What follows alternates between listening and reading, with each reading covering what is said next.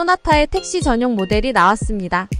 DM8 소나타의 페이스리프트 모델인 뉴 라이즈를 바탕으로 휠베이스를 2840에서 35, 늘린 2875로 바꾸면서 택시에게 중요한 뒷좌석의 거주성을 늘린 모델로 나온 것입니다. 그런데 이렇게 35를 늘리는 변화라고 해도 뒷문과 지붕, 측면 A-필러에서 C-필러로 이어지는 사이드 프레임 등 거의 대부분이나 마찬가지의 차체 금형을 새로이 만들어야 할 정도의 큰 변경입니다. 새로운 택시용 소나타는 북경 현대자동차에서 생산한다고 합니다. 사실 중국 시장에서는 이전부터 휠베이스를 늘린 모델이 꽤 있었습니다. BMW의 5 시리즈를 비롯해서 아우디 A6 벤츠, E클래스 등등 휠베이스를 상당히 늘린 차들이 중국 시장 전용으로 개발돼서 팔리기도 했습니다. 그런 모습을 보면 중국 시장은 승용차의 뒷좌석 거주성을 중요하게 보는 것 같습니다. 그런데 이런 현상은 사실 우리나라에서도 나타납니다. 승용차를 가족용 이동수단으로 생각하기 때문인데요. 그러다 보니 각 세그먼트별로 모두 뒷좌석 거주성을 중시하는 특징이 있습니다.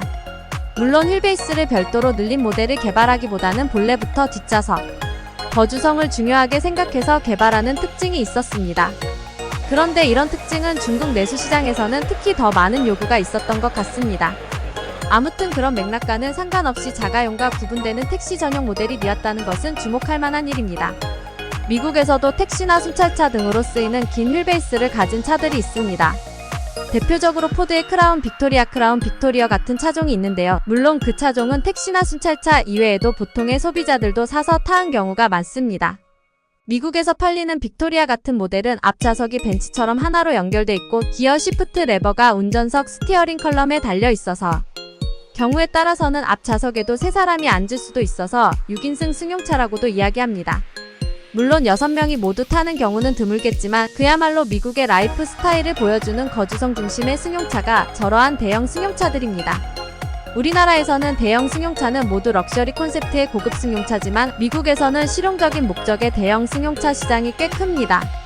새로 등장한 소나타 뉴 라이즈 택시 전용 모델은 늘어난 휠베이스 덕분에 뒷좌석의 앞뒤 공간이 약 70 늘어났다는 내용도 볼 수 있습니다.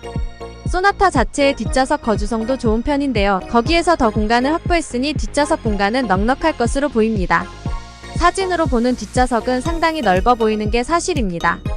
물론 이건 택시 모델이고 LPG를 연료로 쓰지만 자가용 구매도 가능한 걸로 보입니다. 안전 장비로는 세이프티 파워 윈도도 달려있고 트렁크 공간의 도넛 형태의 LPG 탱크로 인해 트렁크 공간의 활용도 유리합니다. 택시 모델에서 주목되는 것은 현대자동차가 자체적으로 디자인을 개발하고 그 권리를 무상으로 공개한 것으로 알려진 택시 표시등 디자인입니다. 지금도 쓰이는 기존의 택시 표시등은 지붕의 한가운데에 구멍을 뚫고 붙이는 구조이어서 택시들은 선루프나 파노라마, 루프 등을 달 수 없었습니다. 그런데 새로운 택시 표시등은 차체 측면 사이드 프레임에 장착되는 구조인데다가 형태도 깔끔해서 차체와 조화를 이루고 있습니다. 게다가 승하차 표시도 해주는 기능이 있고 고급형 택시 표시등은 승객 하차 시에 우측의 도로 표면의 조명으로 주의를 환기하는 기능이 있어서 오토바이 등으로부터의 안전사고 발생을 예방할 수 있을 걸로 보입니다. 휠베이스를 늘려서 택시 전용 모델로 등장한 소나타 뉴 라이즈의 변경 모델을 보면서 드는 생각은 국내에서도 공간의 활용성을 늘린 모델이 조금만 더 다양하게 나오면 좋겠다는 것입니다. 이런 모델의 쓰임새는 택시 이외에도 순찰차나 관공서의 업무용 차량 등 다양할 것입니다. 새로 출시된 소나타 택시 전용 모델이 택시뿐 아니라 더 다양한 용도의 차량으로 널리 쓰이기를 바라봅니다.